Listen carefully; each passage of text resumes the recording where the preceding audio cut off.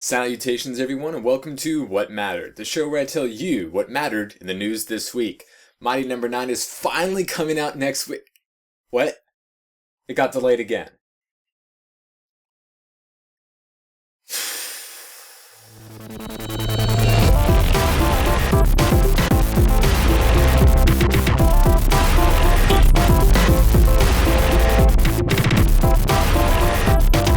So yes, Mighty Number 9 has been delayed, once again citing the same reasons as the last delay, the fact that it's on so many different platforms, which means that they have to fix all of their bugs in many different ways, and it's mainly to do with the multiplayer.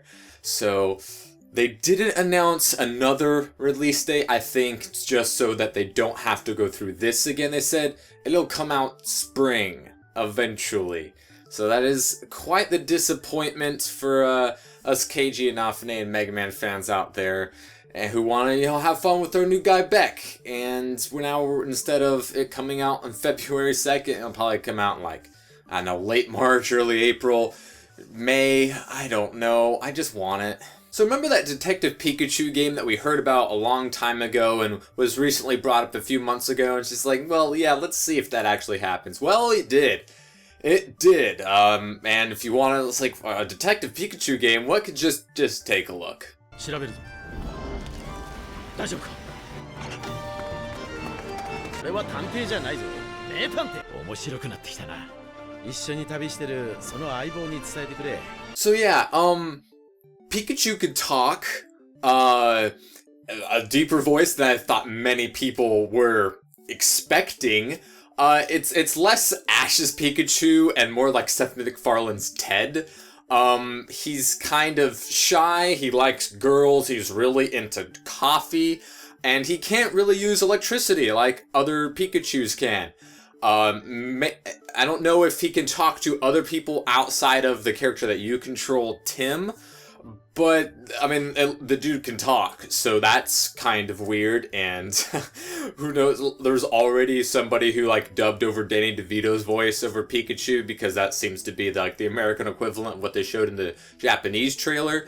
So, this is coming out on the eShop in Japan, no word outside of that, but boy, I mean, they like their detective games, and they love Pokemon, and Pikachu's the mascot, so, yeah, it's a thing. So Lazer Team finally came out this week. The digital copies were released on Tuesday or Wednesday, and then the film started getting shown in theaters on Thursday and Friday and Wednesday and probably even today. And it was so good. Easily, bar none, miles ahead of any other movie that has YouTubers in it. Just easily, with all those annoying oranges and smoshes and all these TV movies and theatrical releases that get 8% on Rotten Tomatoes.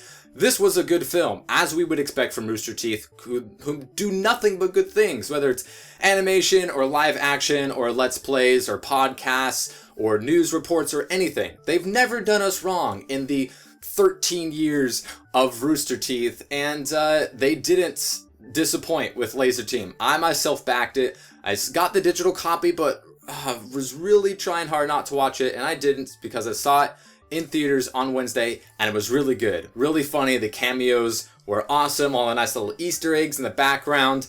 The action, the comedy. It was Rooster Teeth quality. It was top notch.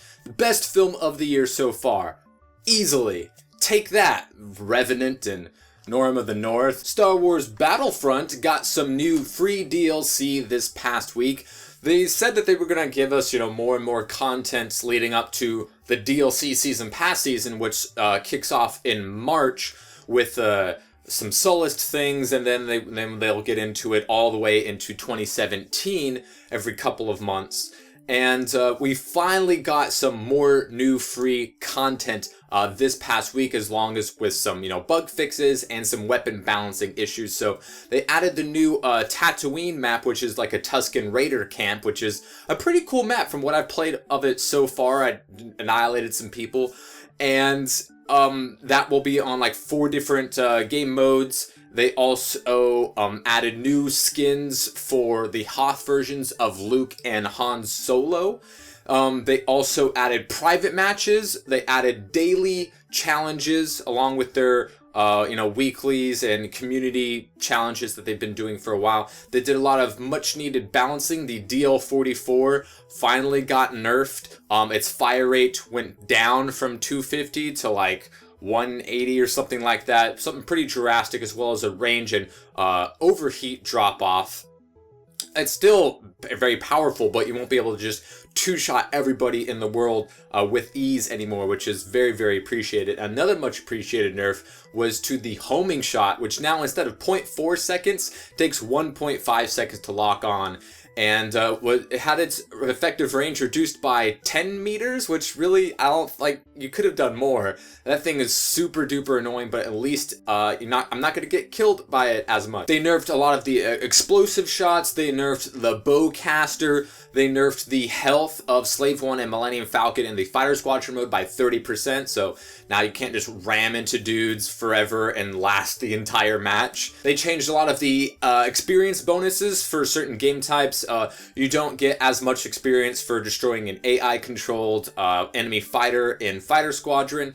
The Blast ending game bonus experience was reduced from 2,000 to 1,000, and they increased the EXP for Hero Hunt to 1,750. Your PlayStation Plus games for February go as follows. For the PlayStation 4 owners, we'll be getting Helldivers Democracy Strikes Back Edition, which comes with the Democracy Strikes Back DLC. That is all for free, as well as Nom Nom Galaxy. For PlayStation 3 owners, we are getting Persona 4 Arena Ultimax, as well as Grid Autosport, and Vita owners will be getting Lemmings Touch and Nova 111. Games for Gold for February, for Xbox One will be Hand of Fate and Styx Master of Shadows.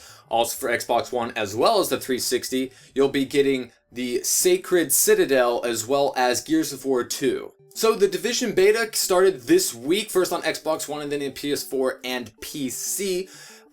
There's a lot of content to absorb as far as, 2-3 hours for a beta to absorb all the content, and then you have the PvP as well. It's not a whole lot, but they rest assured us that there is plenty that they are not showing. They have a lot of non-sequenced things within the game.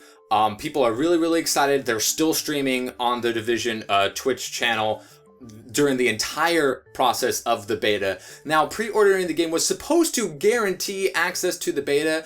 Like myself, I didn't get it via their website, which I registered for on like day 1 or 2. And I got an email yesterday telling me, yeah, it's too full. Sorry, you're not going to make it. So that's nice. Guaranteed access to the beta and then reneging on that. So that's pretty cool on you, Ubisoft. I was going to give you an endorsement to the literally dozen of people who watch this show, but instead I'm just going to be like, you can watch the Twitch channel. Anyways, that is what mattered this week. If you'd like to know what matters in the future, you can hit the subscribe button. One of these videos comes out every single week. Hope you guys enjoyed, and I will see you next time.